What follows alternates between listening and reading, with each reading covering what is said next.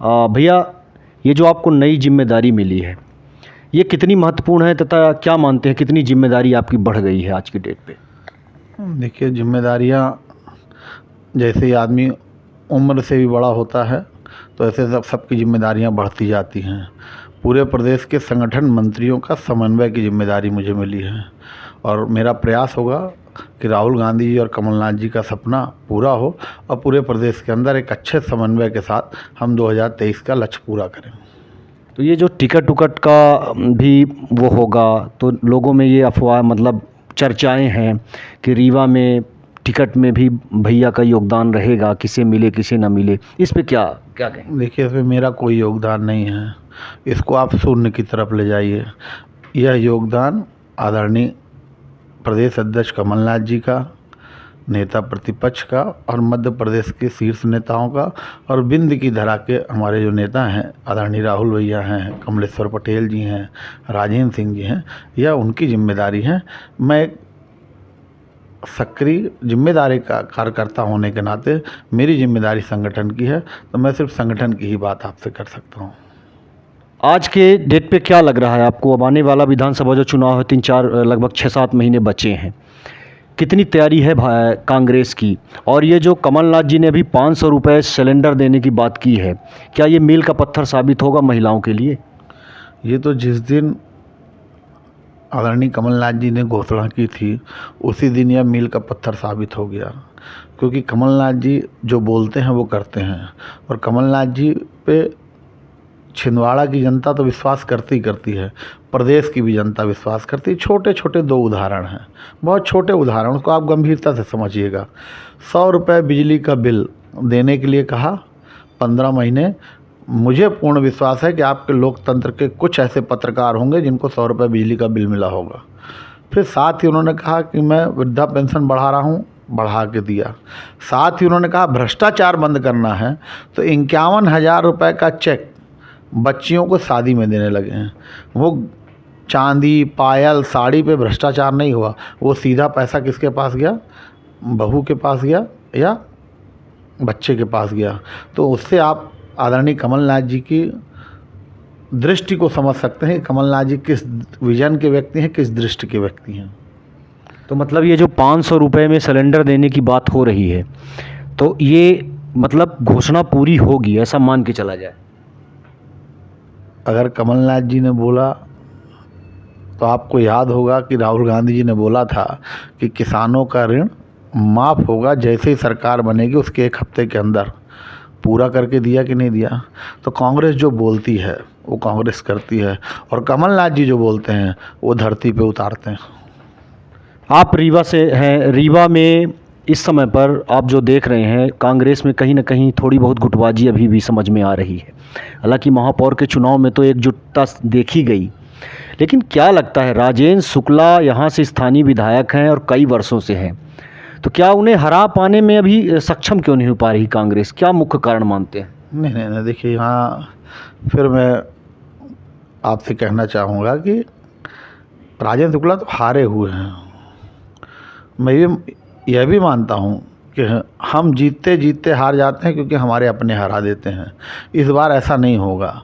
उदाहरण के रूप में आप मेयर का चुनाव देख लीजिए, कांग्रेस का एक एक परिवार का सदस्य इस बार पार्टी के साथ खड़ा था।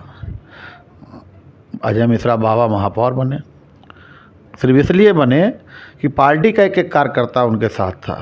वो पार्टी के कार्यकर्ताओं के साथ कितना साथ थे वो अजय मिश्रा बाबा जाने, लेकिन पार्टी का कार्यकर्ता छोटा हो बड़ा हो वो उनके साथ था। अजय मिश्रा बाबा किसको श्रेय देना चाहते हैं, किसको नहीं देना चाहते हैं वो जाने, लेकिन पार्टी का कार्यकर्ता उनके साथ था। नहीं, पर अभी एक अल्पसंख्यक नेता ने एक इंटरव्यू के दौरान ये कहा कि मैं तो चुनाव लड़ूंगा, इससे तो पार्टी पे डिस्टर्बेंस हो रहा है, इस पे क्या कहेंगे? देखिए, ये दुर्भाग्य का विषय है, इसे मैं दुर्भाग्य बोलता हूँ। जब मैं सुना था तो मैं भी उतावला हुआ था। ये मामले को पार्टी के ऊपर छोड़ना चाहिए। चुनाव लड़ना है तो घर के अंदर बात होनी चाहिए। यह बात कविता दीदी भी कहती हैं कि मैं चुनाव लड़ूंगा, यह बात राजेंद्र शर्मा जी भी कहते हैं मैं चुनाव लड़ूंगा। तो जब इन सब को आदमी देखता है तो गुरमीत सिंह मंगू भी बोलते हैं कि मैं चुनाव लड़ूंगा। तो मेरा ऐसा मानना है कि चुनाव लड़ना है तो सबका स्वागत है, लेकिन पार्टी जब जिसे टिकट दे उस पार्टी के झंडे और डंडे के साथ खड़े रहिए, फिर बदमाशी नहीं होनी चाहिए। चर्चाएं ऐसी चल रही हैं कि राजेंद्र शुक्ला को फ़ायदा पहुंचाने के लिए, तो इस तरह में तो ये तो दिक्कत होगी फिर कांग्रेस को। देखिए, राजेंद्र शुक्ला जी अपना फ़ायदा हर समय उठाना जानते हैं और पिछले 2003 से, मैं फिर बोल रहा हूँ, मैं थोड़ा सा मुखर व्यक्ति हूँ इस मामले में बोलने में। पिछले 2003 से राजेंद्र शुक्ला जी अपना फ़ायदा कांग्रेस के ही दम पे उठा रहे हैं। 3 में भी उनका साथ किसने दिया ये पूरी रीवा का जनमानस जानता है। 8 में उनके साथ कांग्रेस के कौन लोग खड़े थे, कांग्रेस। तो ये अब पुरानी बातें हो गई हैं। अब तो पुरानी बातों को हमें भूलना होगा। अब ये हमने जो नया रिजल्ट दिया है 22 में मेयर के चुनाव का, अभी तो मेयर के चुनाव की बात कीजिए। पिछली बातें तो अब भूल के अब एक नई दिशा की ओर चलना होगा। मतलब ये मानते हैं कि इस बार ऐसा कुछ देखने को नहीं मिलेगा। विकास की बात होती है, संजय गांधी है, उसके बाद सुपर स्पेशलिटी भी खुल गई। क्या स्वास्थ्य में कोई सुधार आपको यहाँ देखने को मिला? कोई आमूलचूल परिवर्तन क्या देखने को मिल रहा है? देखिए, राजेंद्र शुक्ला को आईना दिखाने का काम सिर्फ इस धरती के अंदर एक ही आदमी कर रहा है, उन्हीं दल के अंदर, और उस व्यक्ति का नाम है गिरीश गौतम। और मैं उनको साधुवाद देता हूँ। साधुवाद इसलिए देता हूँ कि जब जब वो विकास की बात करते हैं, ख़ासतौर से संजय गांधी की बात करते हैं, जब जब सुपर स्पेशलिस्ट की बात करते हैं, तब गिरीश गौतम यहाँ की अस्पताल की अव्यवस्था को लेकर राजेंद्र शुक्ला को सीधे आईना दिखा देते हैं।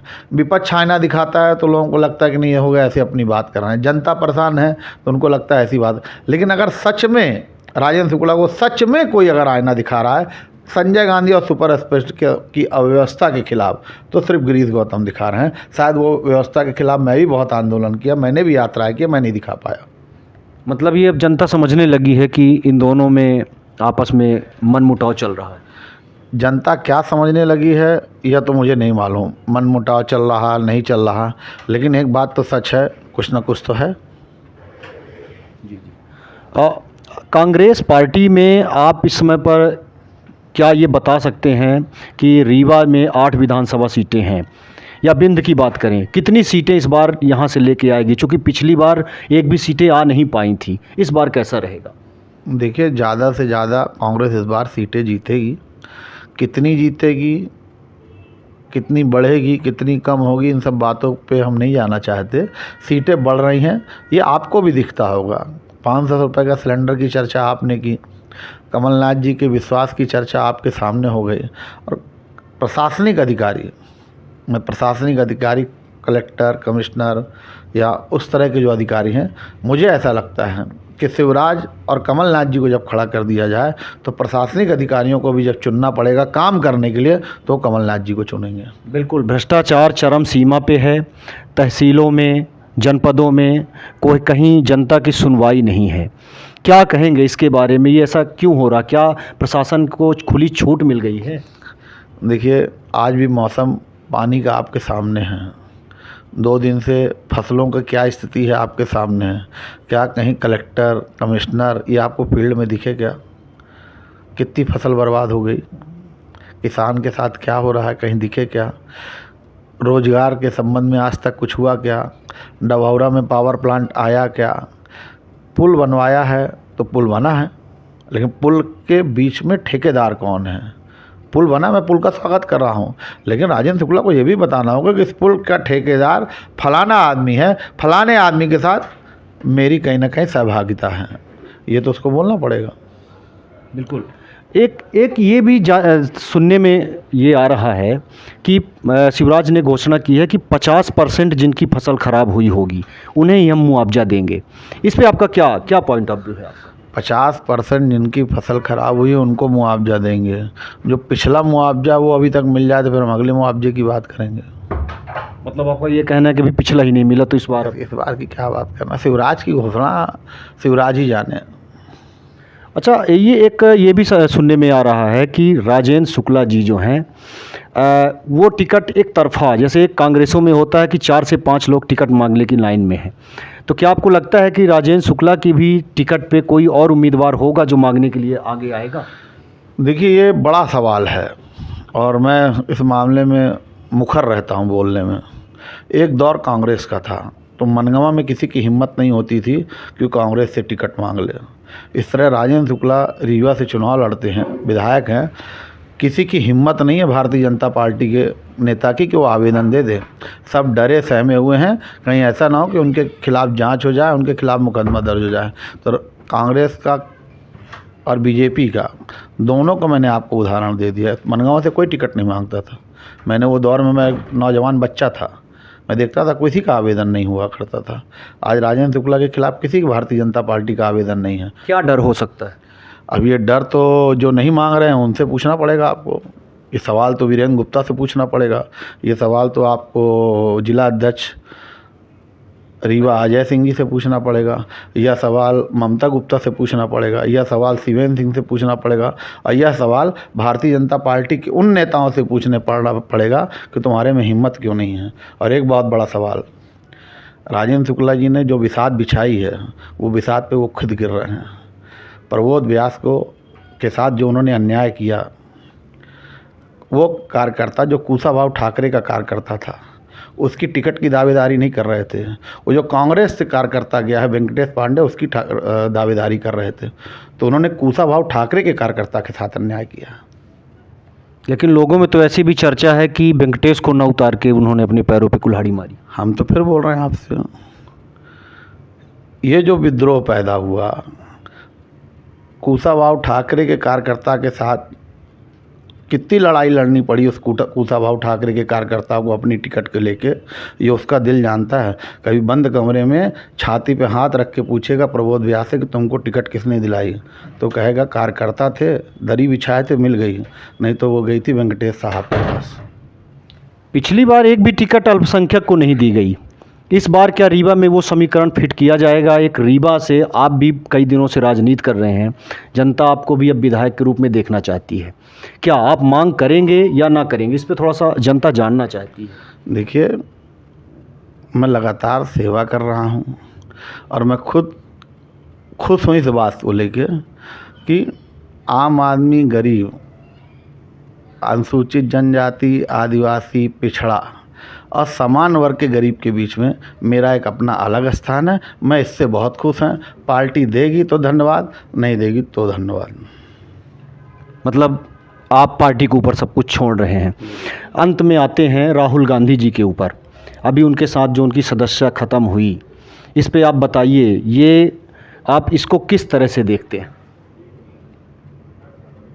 एक दौर था मुग़ल शासक का, वो दौर था औरंगज़ेब का। उस ज़माने में हिंदुओं को मुग़ल बनाया जाता था। फिर एक दौर आया हिटलर का, फिर एक दौर आया अमेरिका का भी, आपने जिनको गद्दी से उतार दिया गया। तो इस दौर के शासकों ने जो किया है, तो जब वो शांत होते हैं ना, वो लोग जब शांत होते हैं तो उनकी शमशान कहें या बंदरिया कहें, वहाँ लोग फूल चढ़ाने नहीं जाते हैं। तो हिटलर शाही से आप देश नहीं चला सकते और ख़ास तौर से आप हिंदुस्तान तो नहीं चला सकते। ये सोने की चिड़िया है, इसको सोने की चिड़िया की तरह सबको संभाल के रखना होगा। तो ये थे हमारे साथ मंगू भैया, जिन्होंने रीवा के स्तर पर तथा प्रदेश के स्तर पर कई मुद्दों पे चर्चा की तथा आने वाले विधानसभा चुनाव पर उन्होंने खुल के बातचीत की। लगातार रेवांचल न्यूज़ को देखते रहिए। तब तक के लिए धन्यवाद, नमस्कार। दूल्हा साफा माला दुल्हन ज्वेलरी ब्रांडेड मेकअप सभी होलसेल रेट पर उपलब्ध है। पता प्रकाश चौराहा सब्जी मंडी रीवा।